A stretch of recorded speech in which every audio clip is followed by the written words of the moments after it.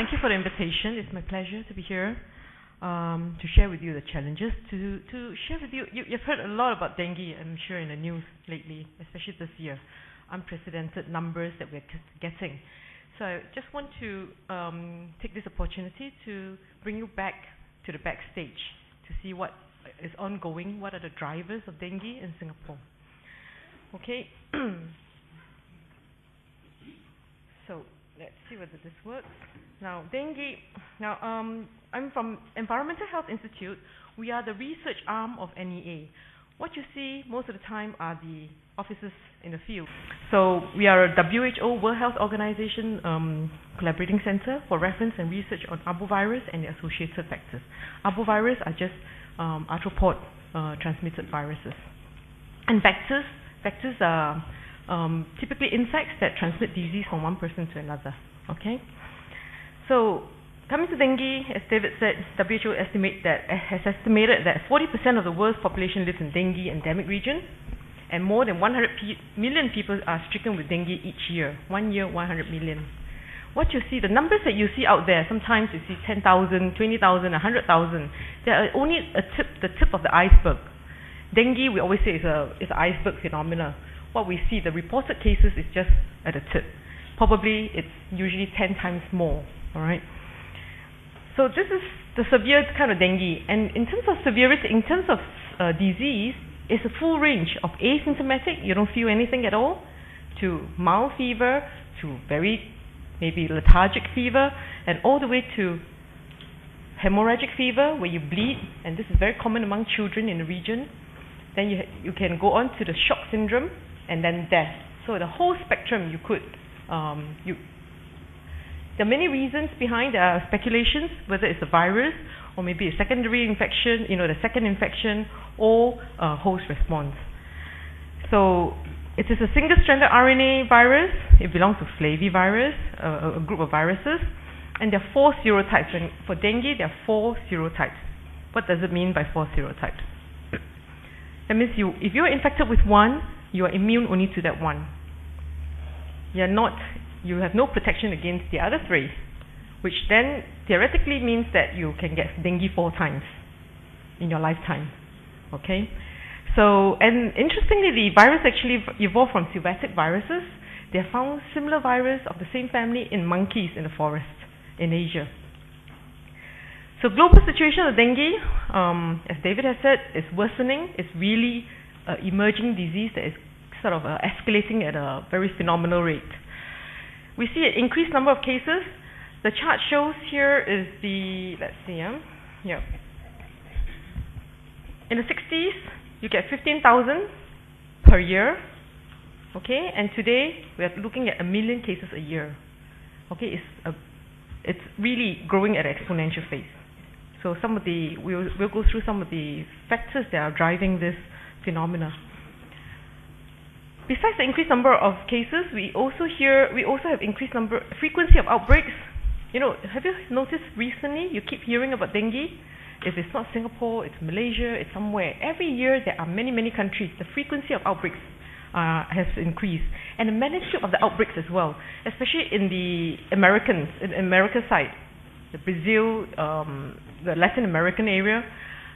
They're getting huge outbreaks of millions of hundreds of thousands of cases per summer, in each summer. And WHO estimated, but this could be underestimated as well, there are 20,000 deaths per year. All right. Chikungunya is another disease transmitted by very similar mosquitoes, because I'm going to go through a bit of the mosquito later. So what happened is that since 2004, we saw an emergence of this virus, this disease, chikungunya. Chikungunya gives you very bad joint aches. Okay, in India, later you'll see how it spread to India. In India, I've seen pictures where people can't even put their foot down because it's so painful. The knee joints, joint pain, and the pain can go on for about 6 months and a year. So it started with we sort of hear the tremble of this outbreaks when it was in Reunion Island, where 1/3 of the population got hit The island only has 800,000 people, and they have more than 200,000 cases. Can you imagine 1/3 of us getting a disease, 1/3 of you walking with a limp over here, okay?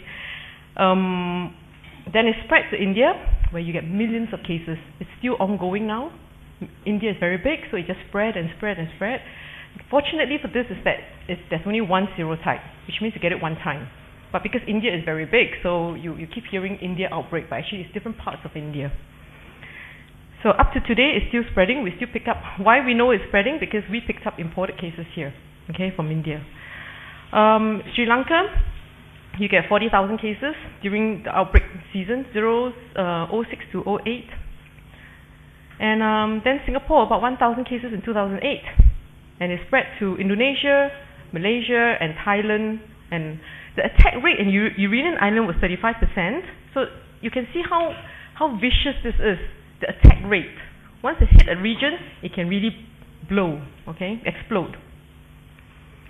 Chikungunya virus is a very different virus. It's also single-stranded, but it's not flavivirus as in dengue. It's totally different family, which is the alpha virus.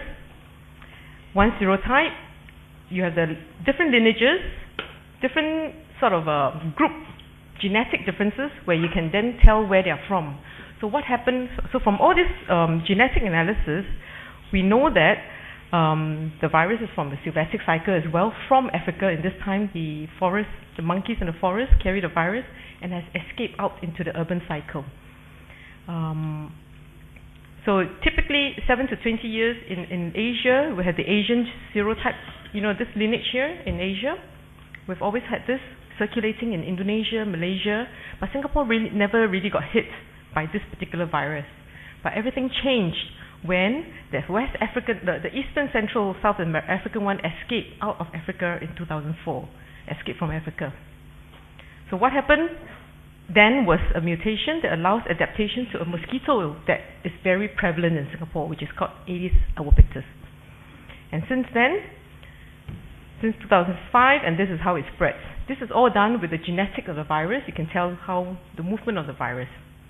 So from India, it spread to Sri Lanka, and India to Malaysia, Singapore, Thailand, and now it is actually in Cambodia at the moment.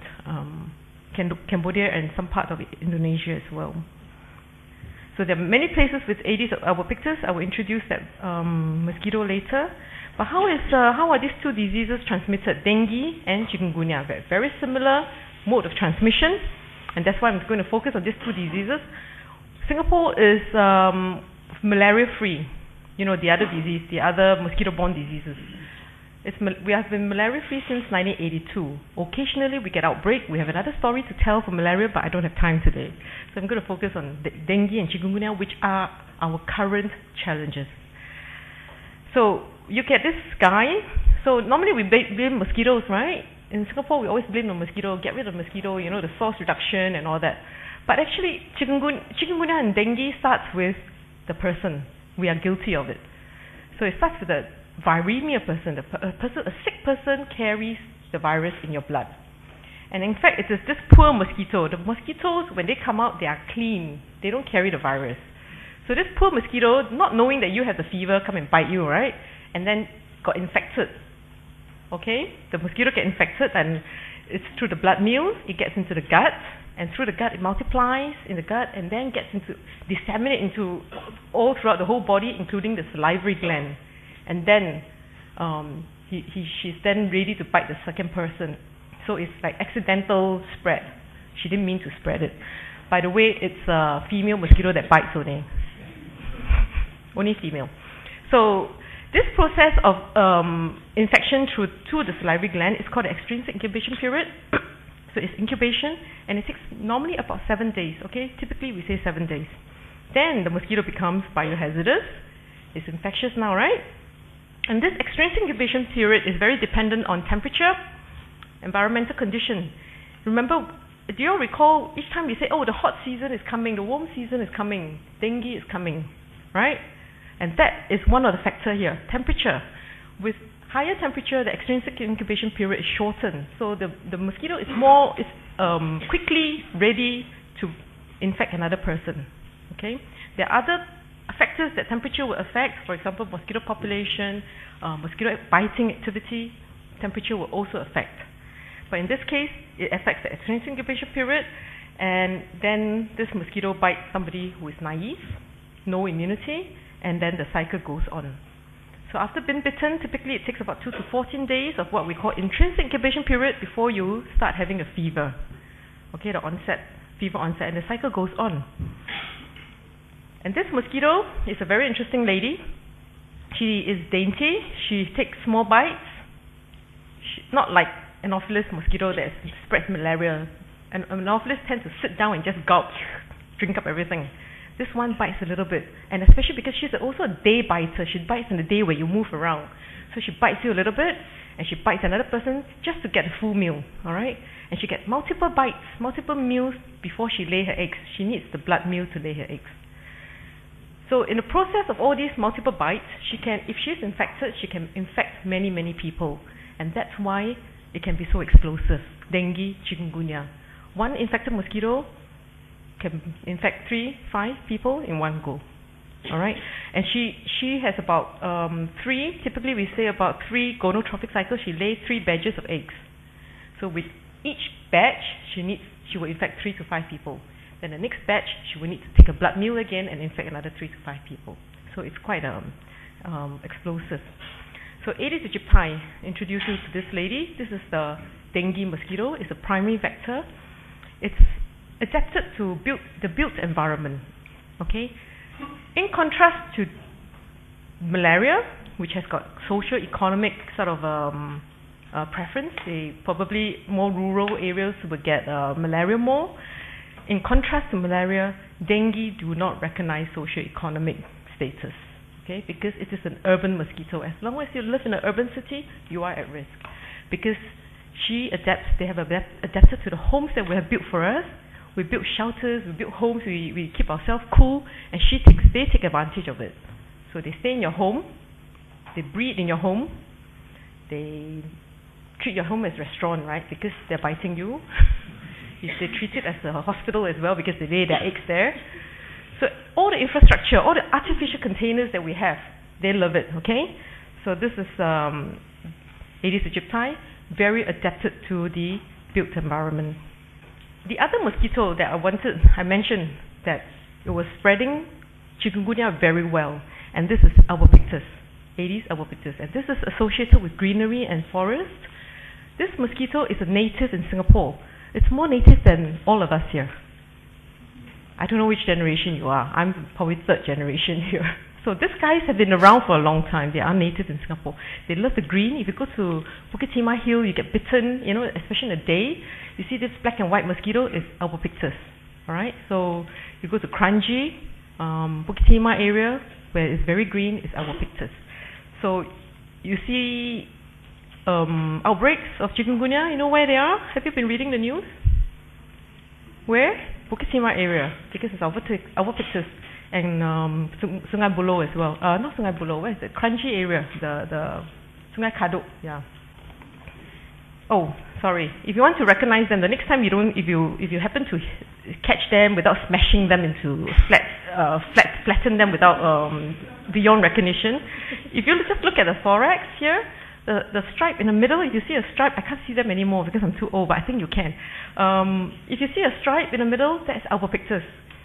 These are lyre shape, some comma shape at the side of the thorax, and that is aegypti. Okay, that's the dengue one. So if you see the straight one, that is albopictus for the chikungunya one. Both are black and white, okay? So this is what they call the Asian tiger mosquitoes. The Europeans would call it Asian tiger because it's found here. It's native to Asia. So what are driving global trends that impact dengue and chikungunya in the world? First, especially for dengue, right, is increase in urbanization. Mega cities, 5 million cities, 10 million cities is growing in huge, very high speed. If you look at Brazil, Sao Paulo, Rio, in Asia, all the Vietnam, Singapore, we are building mega cities. We're building all this infrastructure for us and for the mosquitoes too. Increase in human density, especially Singapore, right? You know what's our density here? One of the highest in the world, I think, 7,000 per square kilometer. So our mosquitoes here are very spoiled for choice. No need to fly very far. Over here, you know, I don't like this smell, I can just hop to the next one. You probably will find a few that she likes the taste of. So very spoiled for choice because of the human density. I also told you biting habit. Because of the biting habit, she can infect so many people at one go because of the human density. So increase in human density and of course improve travel efficiency as well. Now with the budget airline, very cheap, right? Definitely, I'm sure you have gone overseas this year. Okay? We at your age probably haven't gone overseas before. But today, I don't know how many times you've gone to different parts of the world, especially in the region where budget airlines flies. So in the process, what do? We always blame the mosquito. The mosquito fly from Malaysia to come and bite us? No, actually it's not. It's our fault, right? We go over and bring the virus back. Or people who come to work here, all this transfer of exchange of people. So they say that if you want to see the world be a virus, because you move around with the people. So not just cross-border transfer, right? You also have within Singapore. In the past, so with MRT, now half an hour you go across. When I was a kid, going to Jurong was a big excursion, a whole day excursion. You sit in the car, they go and you arrive there sort of fully awake because you took a nap already. You took a 1-2 hour nap from Central to Jurong. Okay, today you do it in 20 minutes on the MRT. So in the old days, when there's a kampong outbreak, it's very easy to control. You just go to kampong because these people work here and probably study there, and everything is there in that small community. So you go there and control mosquito, and you can get rid of the outbreak easily. But today, by the time we get there, I don't know how many people have been infected and spreading around the country. And that is the challenge of dengue control today because of the efficiency of people moving the virus around. And of course, migration and change in demographic, people moving. Rural area, they don't get very much dengue, so they are naive. And then when they move to cities, they dilute out the herd immunity in the cities. And then you get an outbreak because there are so many people from rural area that has never gotten dengue before. So globalization, in other words, in conclusion, is the driver behind all these epidemics. Number one, geographical expansion of vectors. Vectors get carried around. Another amazing thing about Aedes aegypti is the eggs. It can withstand desiccation. So it has been transferred, it goes in cargoes all over the world, right? Spread around the world. And genetic expansion of the virus because we carry them around. And all this will lead to high frequency of outbreaks. So the consequence, Nepal, 2004, had their first outbreak. Nepal is a temperate country. We always say dengue is a subtropical disease, right? It's no longer restricted to subtropical and tropical. Maybe it's climate change, but certainly it's globalization. We are moving the vectors up to the temperate countries. In Cambodia, people moving in and out, rural, urban. You go to urban cities to work and bring back mosquitoes. So rural Cambodia has got dengue. Even very isolated islands in India region or even the Pacific Islands are suffering from dengue. They have epidemics. And interestingly, is Europe also got dengue. 2007, chikungunya in Europe, in Italy, more than 2,000 cases. France, September 2010, 2 chikungunya and 2 dengue cases. And these are all small outbreaks because it's albopictus. They do not have aegypti in Europe. They only have albopictus. So they are more at risk of chikungunya than dengue. So even here, so you see small spots, outbreaks of chikungunya all over. Chikungunya and dengue in Europe as well. So recap, 9 years ago when I joined this field, dengue was considered a neglected tropical disease. WHO labeled it as neglected tropical disease. But because developed countries are getting it, they feel the threat, and it actually highlights the importance and the threat of dengue and chikungunya. So if you look at it from the positive angle, this is a good thing, that it has been raised in its priority now, even in WHO. So we talk about dispersal. This is a study done by our laboratory many years back. Christina, our entomologist, showed that it can fly. So don't assume you're living on the 25th floor, right? Mosquito won't come up, right? So she released a mosquito from the 12th floor, and within the same day, it was all over in a block. So she swear that the mosquito didn't take the lift, because the building was en bloc or something like that, and the lift was shut down. So she woke up every day, 25 levels, to collect the eggs of the mosquitoes, and found that they were distributed throughout the block. Okay, and by the way, before she released, she super glued the proboscis of the mosquito. Super glue, one by one, so that it doesn't bite. Okay, so what in terms of virus? So that was vector spreading. In terms of virus, in the past, this is a scenario in the 1970s. Only this part of the world we were circulating dengue 1 to 4 serotype. The other regions had only 1 and 2. But today, 1, 2, 3, 4, all over the place. Okay, so you have nowhere to go. Anywhere you go, you get all 4 serotypes. So this is a dengue cycle in Singapore. We had a problem with dengue in the 1970s, 1960s, big problem. If you look at the cases here, they are in fact hemorrhagic cases. Remember, in those days, we did not have diagnostic tests. So in order to detect dengue, it is the hemorrhagic form, the severe form. And with control measures, we bring down the mosquito population. This is the mosquito index, house index. This is the number of homes found breeding among 100 checked. 100 checked, okay? So in the old days, you look at this, 50%. That means every 2 homes that our officer goes in, you'll find 1 breeding mosquito. You want to make a good guess, what is a common habitat then? Interestingly, it's ants trap. Most of you don't know what is ants trap. Maybe the older ones.